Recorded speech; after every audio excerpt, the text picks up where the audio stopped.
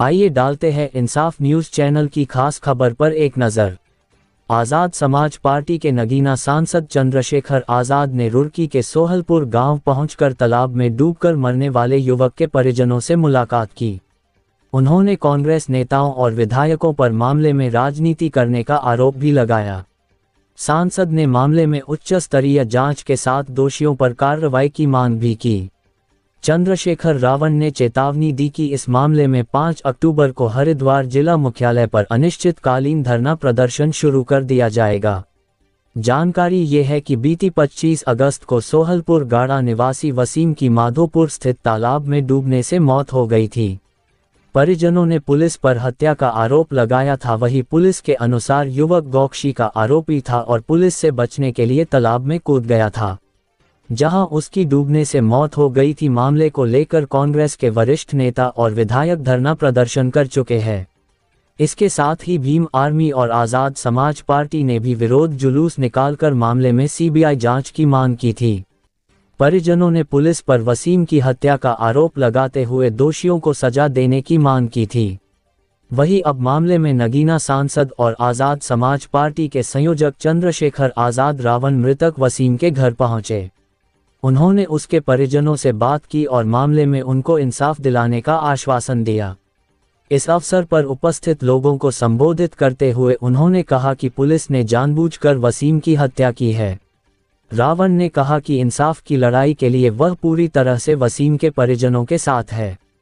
उन्होंने कहा या तो सरकार मामले में उच्च स्तरीय जांच कर दोषियों को सजा दिलवाए, अन्यथा आंदोलन के लिए तैयार रहे।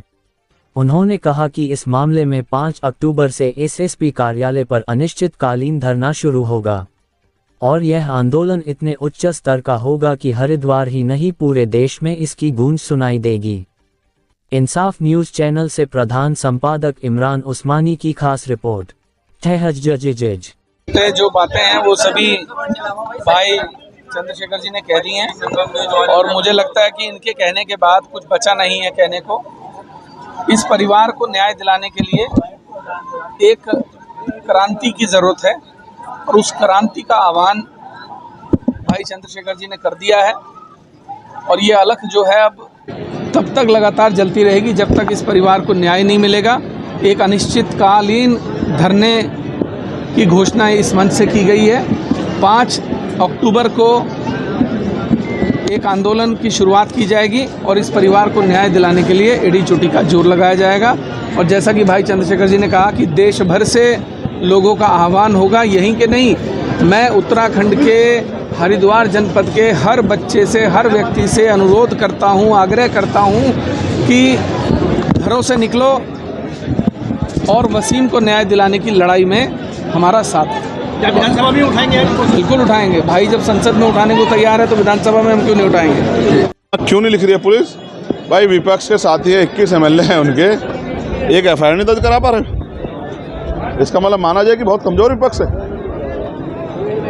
मैं तो उम्मीद करता था कि 21 के 21 एमएलए को जाके मुख्यमंत्री के बाहर, दफ्तर के बाहर धरना देना चाहिए था, क्योंकि पुलिस के बारे में मैंने आपको बता दिया, वो तो राजधानी थी। देहरादून में जो हुआ पुलिस ने किया, कोर्ट ने सजा की, सीबीआई ने जांच की, आम आदमी ने नहीं की। और वो राजधानी, जब राजधानी में हो सकता तो यहाँ क्यों नहीं हो सकता? इसलिए मैं चाहता हूँ इस घटना की सीबीआई जांच हो और सबसे पहले इसमें एफआईआर दर्ज करके जांच कराया जाए निष्पक्ष, जिससे कि दूध का दूध पानी का पानी और आरोपी पे कार्रवाई हो। और क्योंकि एक बड़ा दाग, मैंने आपसे कहा, एक बड़ा सवाल है, जिस पिता ने अपना बेटा खोया है उस पिता को हमें जवाब देना है।